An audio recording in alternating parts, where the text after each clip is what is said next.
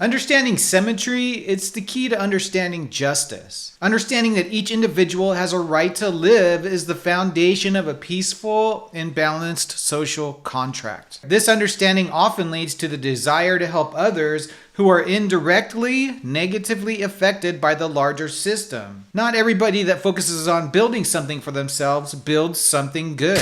Now that destructive natures have begun to build destructive philosophies, the world is likely to slip into a global dictatorship.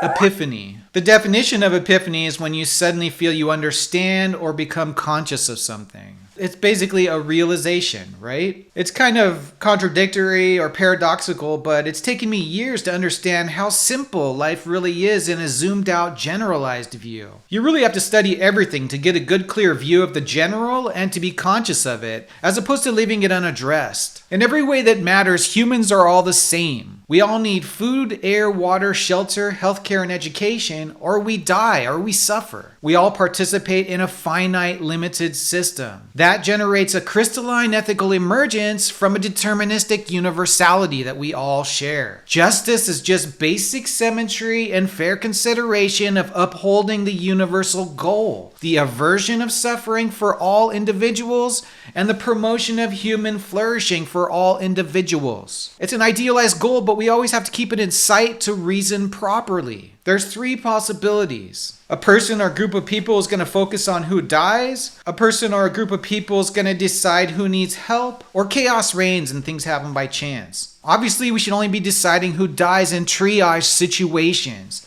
So in the interest of the respect and preservation of life, using resources to protect minority groups, it's a duty. Letting chaos reign isn't good for anybody, including those who have the power to protect themselves. So the aversion to destructive states of nature is pretty much universal, because from a naturalistic perspective, everybody, even those with power, are more likely to be killed in a chaotic situation. We can't expect everybody to understand. That's unrealistic and idealistic. So we have the rule of law, which centers around the most basic individual protections to keep society peaceful and safe. This is the foundation of a basic enforced social contract. When there's a well-defined social contract, all kinds of different people can moderate their more subjective deviations and work toward a goal. But those that can't moderate have to be dealt with. This is the difference between now and a postmodern idealistic relativism. The way to deal with them is to make sure they don't go into areas where moderation is necessary. That has to be addressed. Postmodern idealism only goes so far, and we have to address the periphery where the social contract breaks down because of very specific people who don't care about utility or justice. Utility and justice are deterministic emergences that will never go away. They're crystalline emergences from our physical reality.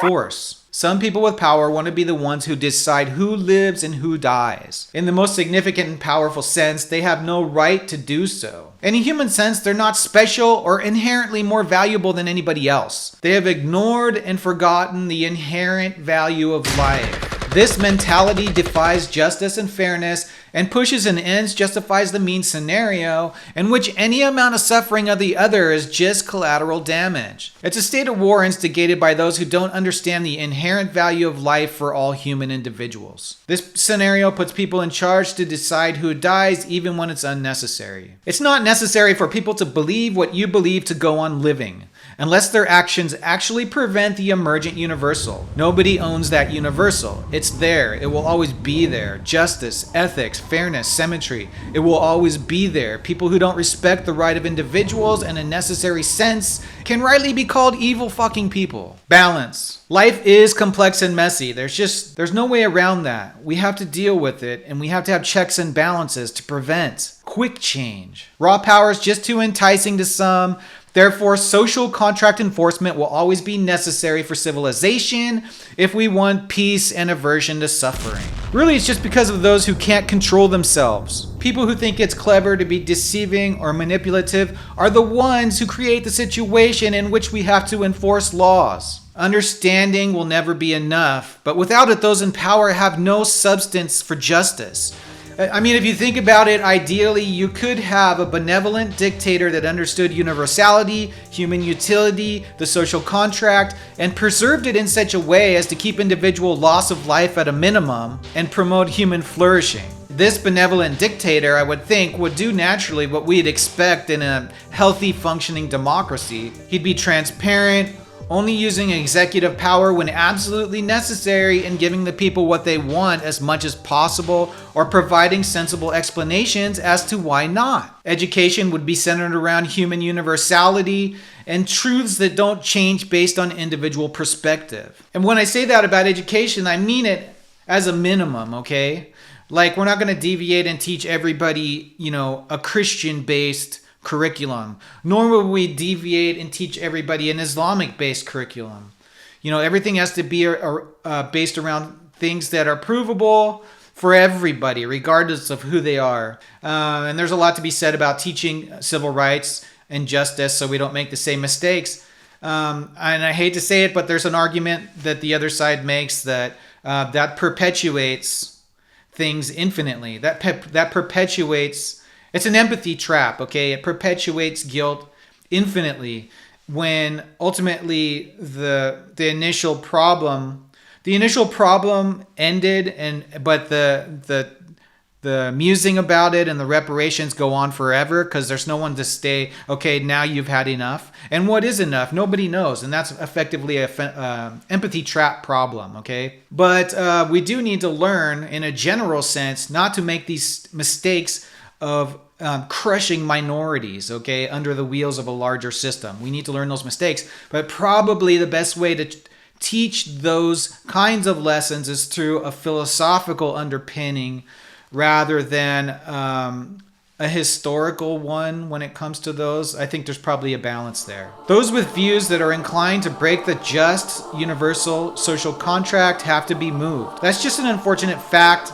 And it's good that we do have the option to physically separate different kinds of people. Some don't want to moderate, and we shouldn't pretend like they will change in their lifetimes to meet some kind of unrealistic postmodern ideal. I think this is the monster that liberalism has to face. Not everybody should be included. But that's not somehow the other side of the coin of the right wing's everybody has to be like me. These are not two sides of the same coin if we're talking about ethics and justice. They are qualitatively different. One excludes all others, and the other just has to exclude those who exclude, which includes those who exclude all others. So one side's doing exclusion as an affirmation, the other one's doing it as a reaction. Those who exclude all others bring persecution on themselves. They live in a world of different kinds of people. Just sticking your head in the sand and hiding, of course, that's going to bring persecution from everybody else who's different than you. They generate a duty in the other to exclude them. And they have no right to expect inclusion while they actively exclude. All right, you guys, I tried something new with this video. Instead of focusing on just, academic terms and talking about academic philosophy, I may decide to go down this road more and just talk about generalizations of the reality because of what's going on in the world around, because it's so hectic out there right now and it's so crazy. And I don't really even think this is the time for philosophy. It's more the time for war. But we still need to keep going, because the reason we're in this problem, the reason why the world is so chaotic right now is because of the lack of education and understanding. Okay, so we have to keep going with this, even when it seems like, contextually speaking, it's not the time for it. So if you guys like this kind of philosophical subject matter, help us out by liking the video and subscribing.